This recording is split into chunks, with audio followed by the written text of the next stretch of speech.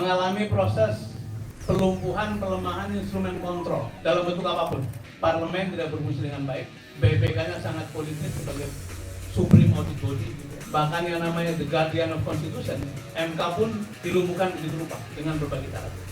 KPK sudah lama diprotoli. Jadi ibaratnya sedang menyetir mobil itu, kita jalan ngebut luar biasa, tapi seluruh instrumen pengendali, instrumen kontrol diprotoli, dilumpuhkan, speedometer dimatikan, remnya dicopot juga. Kalau kita tidak hati-hati melewati ini semua, kita bisa masuk dalam tahap satu kerusakan yang bisa disebut unfixable. Katanya di bisik-bisik luar sudah ada yang membuat skenario bahwa keadaan ini akan berlangsung selama 20-25 tahun. Bahkan sudah mulai ada bisik-bisik, sudah seluruh partai dimasukkan ke dalam satu koalisi besar permanen jangka panjang, tinggal satu atau dua ditinggalkan di luar. Hanya sayangnya dalam 10 tahun ini kebijakan negara ini tidak terlalu pro pada sains, bahkan dikatakan anti sains, anti etik, tidak terlalu berendah. Karena itu waktunya barangkali kita menggunakan kembali. Memang akan perlu waktu lama, tapi bila kita dalam melakukannya maka kerusakan akan makin dalam dan tadi sampai pada tahap yang mungkin sulit diperbaiki.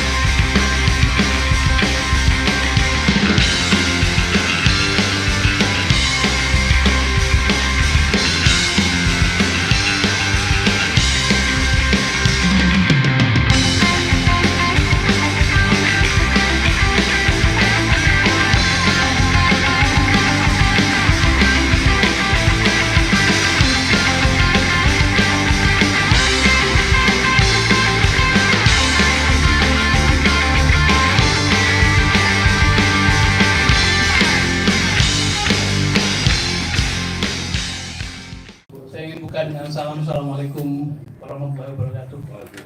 Selamat sore, salam saudara kita semua yang saya hormati, senior kita semua, Mas Jarod, Mas Sandra, Mas Ef, katanya kurang sehat.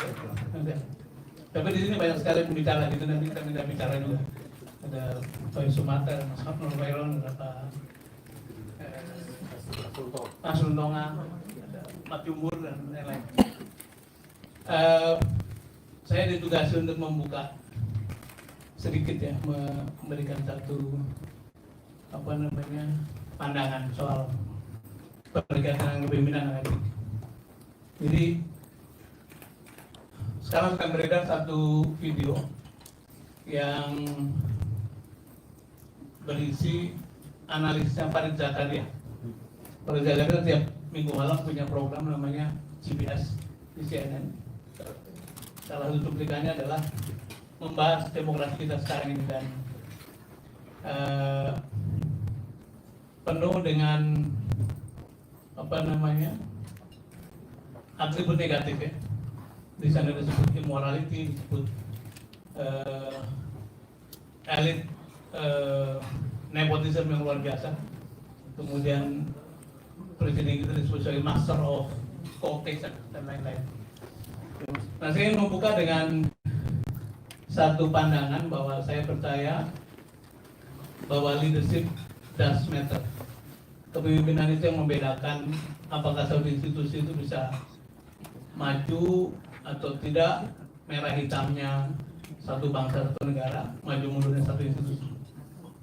Sebagai contoh, kalau kita selalu mengulang-ulang Singapura sebagai little dot in Asia gitu, tapi di bawah Lee Kuan Yew bisa menjadi negara yang sangat berwibawa karena cara mengelolanya.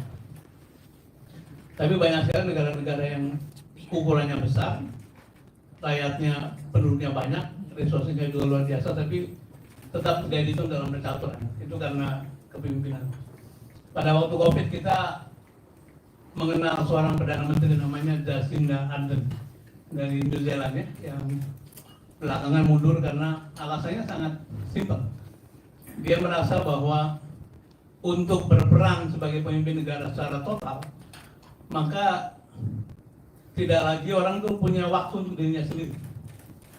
Dan setelah berpikir, katanya lama, saya waktunya untuk berhenti dari posisi ini karena saya berencana mau berkeluarga. Jadi karena dia mau menikah, mau punya anak, maka merasa tidak sepenuhnya waktu dan pikirannya bisa buat negara, maka dia tidak ada alasan lain kecuali mundur dari posisinya. Ini beberapa contoh bahwa betapa tingginya faktor etik bila kita yang mengendaki satu kepemimpinan yang paripurna dalam suatu negara ini.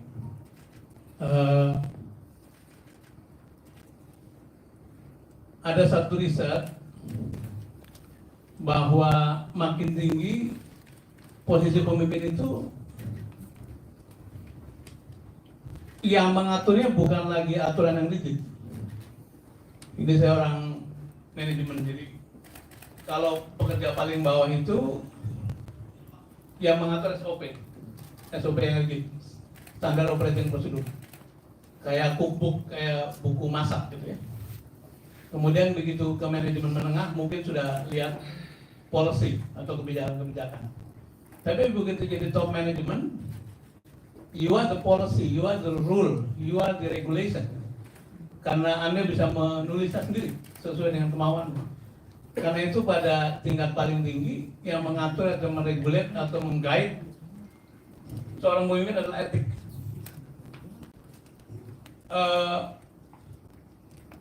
Bila seorang pemimpin level paling tinggi, top management atau top leader itu berpikirnya sangat legalistik, ini sesuatu yang berbahaya karena sudah pasti orang-orang itu siapapun dimanapun, apakah di perusahaan, apakah di kabupaten, di negara, pasti berpikirnya bagaimana saya bikin ruling yang sesuai dengan kebutuhan atau kemauannya atau interestnya sendiri. Dan ini yang sedang terjadi di antara kita. Jadi bukan lagi nubruk hukum, tapi bahkan etik pun sudah diabaikan, sudah disebut dengan ndasmu segala macam kira-kira gitu. Jadi teman-teman sekalian, kita dalam masa yang sangat mencemaskan. Sebab hari ini seperti sudah tidak ada rem lagi.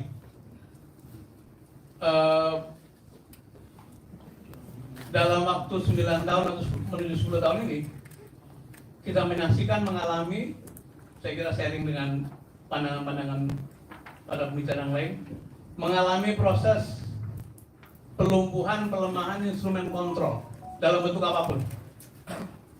Parlemen tidak berfungsi dengan baik, BPK-nya sangat politis sebagai supreme audit body gitu ya. Bahkan yang namanya the guardian of constitution, MK pun dilumpuhkan begitu rupa dengan berbagai cara. KPK sudah lama diprotoli. Jadi ibaratnya sedang menyetir mobil itu, kita jalan ngebut luar biasa, tapi seluruh instrumen pengendali, instrumen kontrol diprotoli, dilumpuhkan, speedometer dimatikan, remnya dicopot juga. Kalau kita tidak hati-hati melewati ini semua, kita bisa masuk dalam tahap satu kerusakan yang bisa disebut unfixable, tidak bisa lagi diperbaiki, atau kalaupun bisa diperbaiki akan perlu waktu lama sekali. Kalau boleh mengutip teorinya Cak Nur almarhum, Cak Nur punya pandangan siklus 20 tahun Indonesia kita ya. Jadi 1908 itu masa pertama sadar sebagai bangsa, maka ada kebangkitan nasional. Kemudian 20 tahun berikutnya 1928 itu kesadaran bersatu, ada Sumpah Pemuda. Kurang lebih 20 tahun kemudian 1945 itu muncul kesadaran bernegara. Kita menyatakan kemerdekaan, membuat negara namanya Indonesia. Dalam waktu 20 tahun berikutnya, karena Bung Karno sangat flamboyan gitu ya, kemudian sangat hebat dalam membangun kebanggaan kita sebagai bangsa, tapi lupa pada pembangunan ekonomi, kesejahteraan segala macam. Maka 1945 masuk ke era baru yang boleh disebut sebagai kesadaran membangun. Nah, Pak Harto dengan sebutan sebagai bapak pembangunan atau membawa paham pembangunanisme developmentalis, berhasil menaikkan ekonomi kesadaran kita begitu lupa, tapi lupa demokrasi. Maka 198 muncul kesadaran baru, kesadaran berdemokrasi. Sebetulnya secara siklus ini kita sedang mengalami sesuatu yang baik, tapi di tangan orang yang masuk ke dalam kekuasaan yang disebut sebagai orang biasa, tapi masuk ke dalam demokrasi, memperoleh posisi paling tinggi, ini kelihatannya seperti tidak tahan, barangkali karena biasanya, sehingga tidak paham bahwa mana kekuasaan itu bukan hanya soal diskresi, tapi juga soal tanggung jawab. Bahwa yang berkuasa betul memperoleh keleluasaan sehingga bisa berbuat apa saja, tapi ada tanggung jawab juga yang kemudian sekarang sedang dalam ujian. Apakah kekuasaan itu bisa dipertanggung jawab atau tidak? Dan saya betul-betul khawatir apakah masa-masa ini, hari-hari ini akan menjadi siklus 20 tahunan yang membalik keadaan, atau bertambah 20 tahun lagi keadaan seperti ini, sehingga kerusakan akan terjadi terus-menerus dalam waktu 20 tahun ke depan. Katanya nih bisik-bisik di luar, sudah ada yang membuat skenario bahwa keadaan ini akan berlangsung selama 20-25 tahun. Bahkan sudah mulai ada bisik-bisik, sudah seluruh partai dimasukkan ke dalam satu koalisi besar, permanen, jangka panjang, tinggal 1 atau 2 ditinggalkan di luar itu. Ini satu etikat yang sangat buruk yang akan membuat kita makin terjebak, yang saya sebut tadi, bisa masuk dalam kategori unfixable, tidak bisa diperbaiki. Ya memang bagi elit yang sekarang sedang dalam kekuasaan dan mungkin juga akan melanjutkan, bagi mereka satu berkah karena keleluasannya akan berlanjut, tetapi karena PR kita adalah soal gap, soal keadilan sosial, soal penegakan hukum, maka hal-hal yang menjadi PR kita tidak akan bisa diselesaikan. Nah karena itu, sebagai poin terakhir saya ingin menyampaikan, andalan kita barangkali tinggal pada masyarakat sipil. Sebagai last resort dari bagaimana menjaga demokrasi ini bisa berjalan. Tadi sudah dikatakan oleh moderator kita, hari ini saya mungkin sedang siap-siap bergeser ke tengah gitu ya. Kan kemarin kita membela 01, barangkali juga ada yang membela 03 atau 02, silahkan saja. Tapi rasanya kita mesti kembali mengorganisir kekuatan masyarakat sipil, karena sejak lama, baik itu perubahan di 1965, 98, itu andalannya bukan partai politik. Partai politik itu bukan produsen demokrasi, dia adalah konsumen demokrasi. Begitu terjadi satu proses perubahan, mereka masuk sebagai pengguna gitu.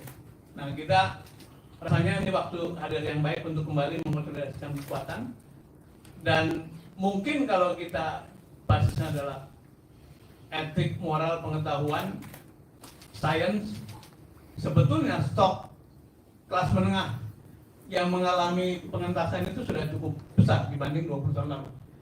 Nah hanya sayangnya dalam 10 tahun ini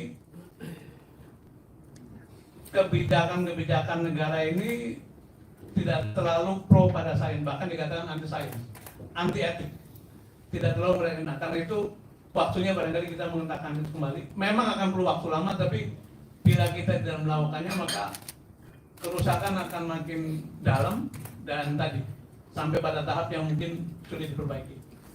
Nah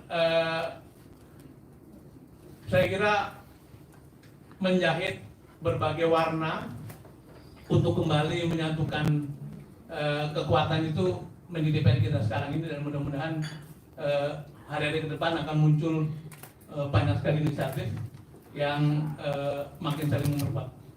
Mungkin itu sebagai pengantar sedikit, saya kembalikan kepada moderator. Assalamualaikum warahmatullahi wabarakatuh. Terima kasih Pak Jero Said atas pengantarnya yang menggugah kita semua